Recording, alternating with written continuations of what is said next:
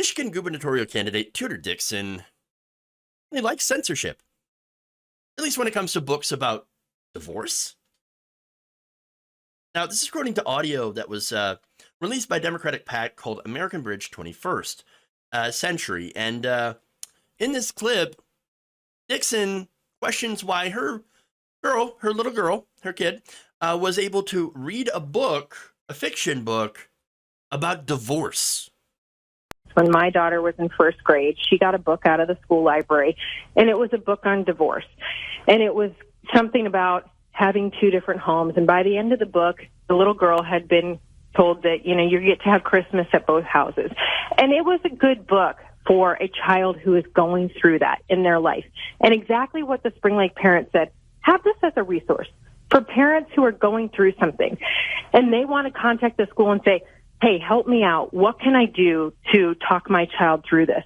But my little girl picked that book out of the library, and her parents were not getting divorced.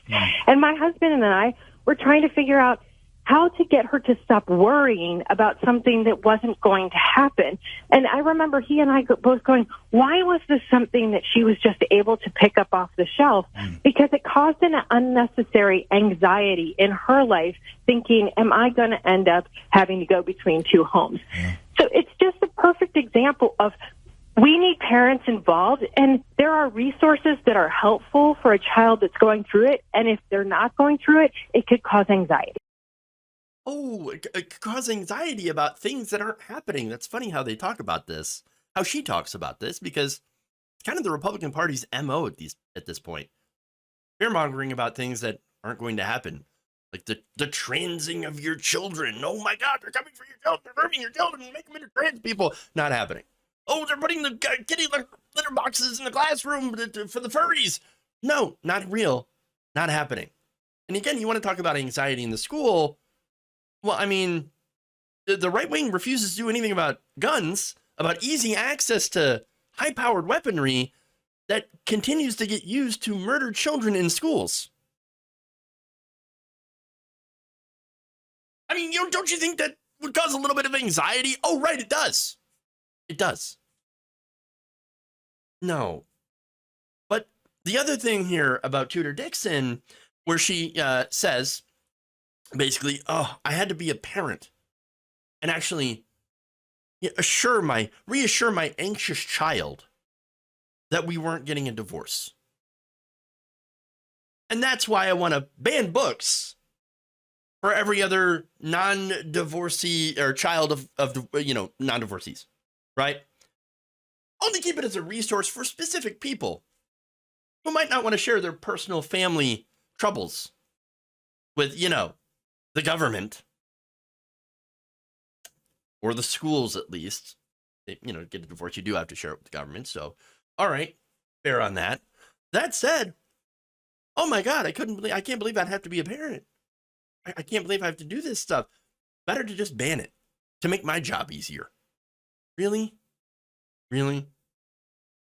Look, for people who complain about entitlement, who complain about censorship and cancel culture, all that stuff, they sure cannot wait to do it. They love the cancel culture. Now, here's the thing. There is value knowing about the struggles of people who are going through situations, for example, like divorce, without having to go through them yourselves. You learn empathy. You put yourself in somebody else's shoes so you can better understand and help with them and empathize with them, be there for them, And look, I'm pretty sure Tudor Dixon, her daughter, knows somebody who's at home, who lives in a home or who has divorced parents, Wouldn't it be good for her to understand these things so she can be a better friend to those other kids? But apparently to her mom, since she has to be a parent and explain these things and ease her child's anxiety, oh no, we got to ban the books that might teach you empathy because I don't want to be a parent. I want to be lazy.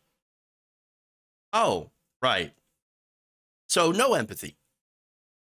Now, unfortunately, you see this in a lot of right-wing book banners. I'm not saying everybody in the right wing wants to ban books. There is an outrage, an outcry, where a lot of Republicans do want to ban books. They want to remove books about racism. They want to remove books that mention LGBTQIA plus people. Now, why would you want to do that?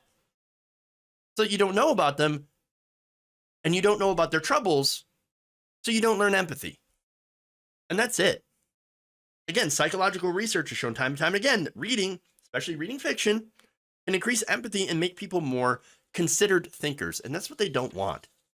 They don't want that. I read a lot as a child, but, I also, watched a lot of sci-fi, right? I think one of the big things that helped me develop, that sense of empathy is watching weird science fiction. No, I'm not kidding. I'm not kidding. I watched Star Trek: The Next Generation when I was really, really young. And look, that's a good example. You had a burly alien. You had a blind man, a blind black man, a robot, all British sounding French man. They're all working together on this ship as a cohesive unit against adversity. And by the way, they're also doing diplomacy. That's important. So yes, it does, seeing those different perspectives and those different cultures, those different people, kind of helps you develop a little bit of empathy for people who are different. But see, with the right wing, they're tribal. Now, if you're in the tribe, you're great. They're going to look after you. They're going to protect you. They're going to be the most pleasant people. They're going to stick up for you, if you're in the tribe. But if you're not in the tribe, if you're the other, well, then they don't care about you. And I wish that it was just that. No, in a lot of cases, if you're a member of the other tribe, then they will fear you. They will hate you. They will be disgusted by you just existing. In that situation, there is no place for empathy when it comes to those others. That said, I'm not saying that they're incapable of sympathy. Sympathy is something different. It's saying, I feel sorry for you, flawed as you are. Oh, I feel such sympathy for you. Maybe if you just worked harder, if you had not been gay, not made that choice, not made the choice to be trans. I feel sympathy for you, but that's your fault. Being able to feel sorry that you're not in that person's shoes. That you're not, be glad that you're not them. That's how they think. That's how their sympathy is. I will pray for you is another good one, right? When it comes to divorce, by the way, a lot of these same people, they consider divorce to be a moral failing. Not the fact that, look, sometimes two people just don't get along. Shouldn't have gotten married in the first place. Maybe they married too young and they changed as individuals. Maybe something traumatic happened to split them apart. I've heard stories of a miscarriage, they lose a baby, or something happens and they just can't be together anymore. That happens. And it's never easy, especially in the children. And speaking of somebody who was from a divorced family, but that's why having empathy is so important. Now, this goes back as well to the culture wars that are being fought inside of our schools now. And it looks like, according to Pew Research on the subject, there is partisan divide, big surprise, on how parents feel about what the purpose is of education. Now, there are two questions that Pew used to research this measure, and they were about gender identity and the long-term impacts of slavery on American society. Okay?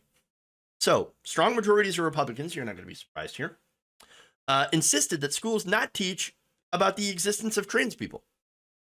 Strong majorities. Only about 9% of Republican parents agreed that students should be allowed to learn about gender identity. So, I guess, like I said, the majority here, trans people don't exist.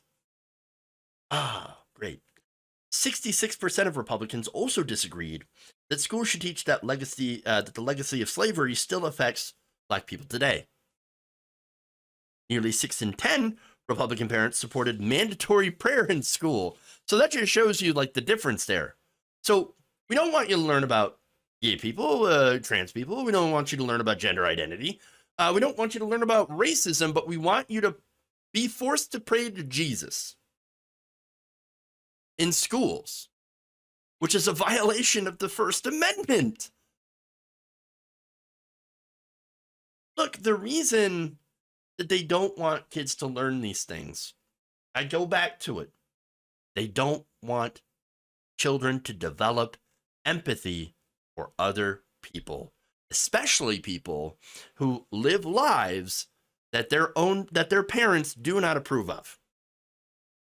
This is why the right wing continues to go to the schools, and this is while preaching like we're against censorship, we're against big government, we're for free speech, while trying to censor every damn thing they can get their hands on that they disagree with.